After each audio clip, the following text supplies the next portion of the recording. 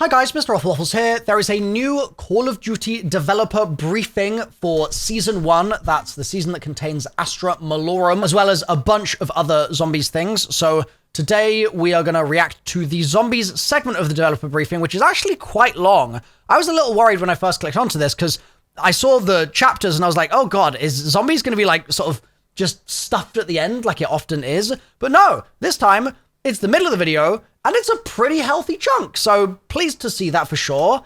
I suspect there's going to be a decent amount in here of information that we have already seen, so I'm not expecting this to be like, wow, this has blown my mind necessarily for most of it, but there might be some details in here that are completely new, so it's definitely worth us chewing through it. So, without further ado, let's do that.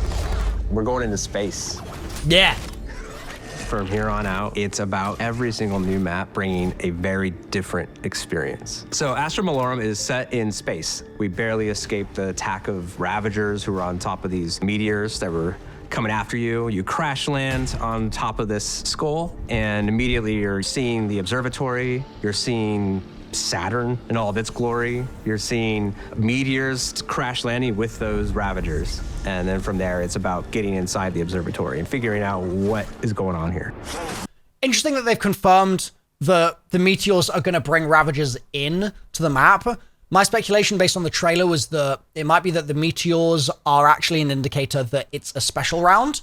And so when you get a meteor shower, you're just having a special round. And I'd actually really love that, and it sounds like that's going to be the case because of the fact that it's a rare instance where the gameplay and what's happening in the sort of mechanics of game design, what we're actually doing as players, that links up and syncs up with what's happening to the players themselves, the characters themselves in the story, right? Like, they're exploring this observatory, and then there is a meteor shower above them that brings stuff down. That just so happens to coincide with us needing there to be a special round every 4 to 5 rounds, right?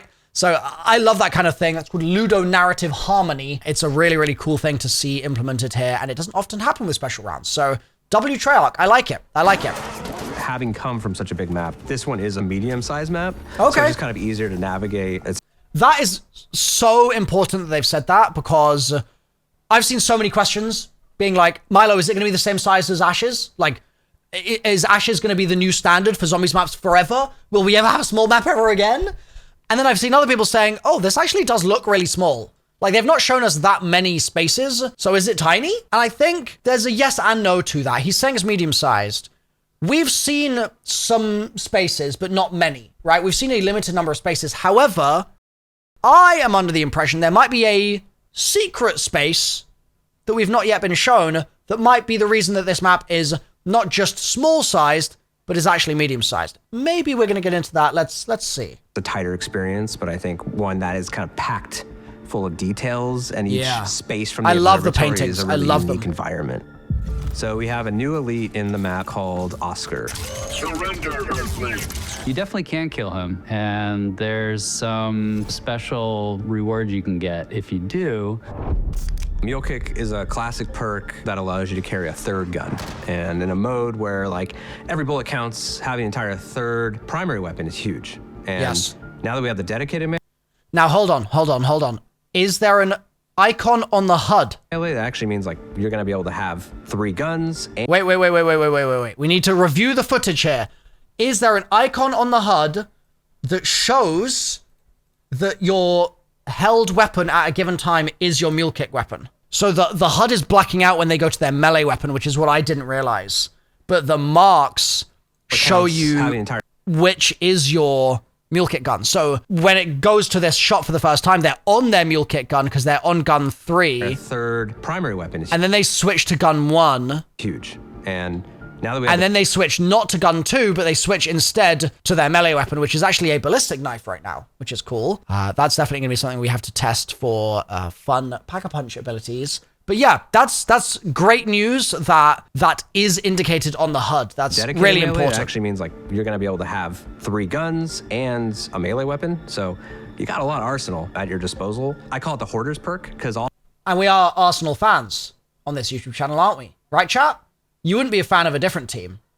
right? All the augments are about just having more things and The kind of augments are great. choosing how you They want to have cooked. things. They So cooked we on have the a major augments. augment that just increases your ammo capacity. We have another augment that allows you to craft more equipment or carry more plates. The ones I've been using improve your economy. They'll save you a lot of money and or salvage, Cheaper depending on which perks. ones you use.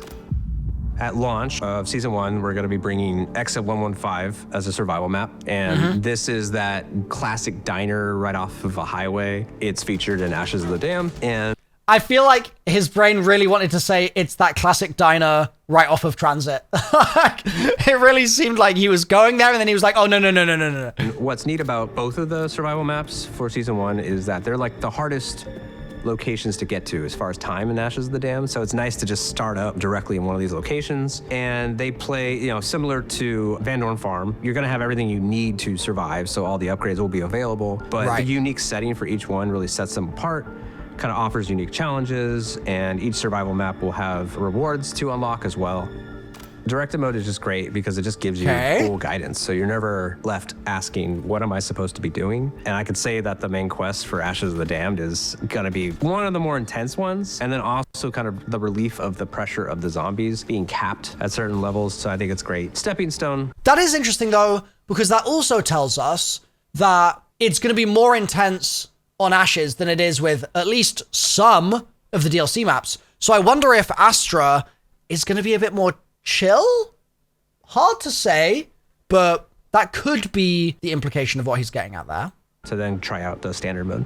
So all the post-launch field upgrades and ammo mods are going to be coming in Season 1. It's a bit of a reinforcement to kind of bolster your options. So we got Mr. The Peak's drip field feed. upgrade, Frost Blast, and Tesla Storm. And then on the ammo mod side, we have Light Mend and Shatterblast. With all of those, it's a new major and minor augment for each. So a lot of new ways to kind of play and experiment with some of those things. Light Mend is a great example. Its new major augment ties into our new overheal mechanics. So the glyphs will actually like give you a little bit of, you can start to stack up and kind of bank extra health if you're really good at not getting hit. So I think that's really useful. Frost Blast is also a favorite of mine. And one of the things is like, when you pop it, if you stay inside, you get like extra protection from damage and hits. So like you can feel safer just being inside the center of that blizzard.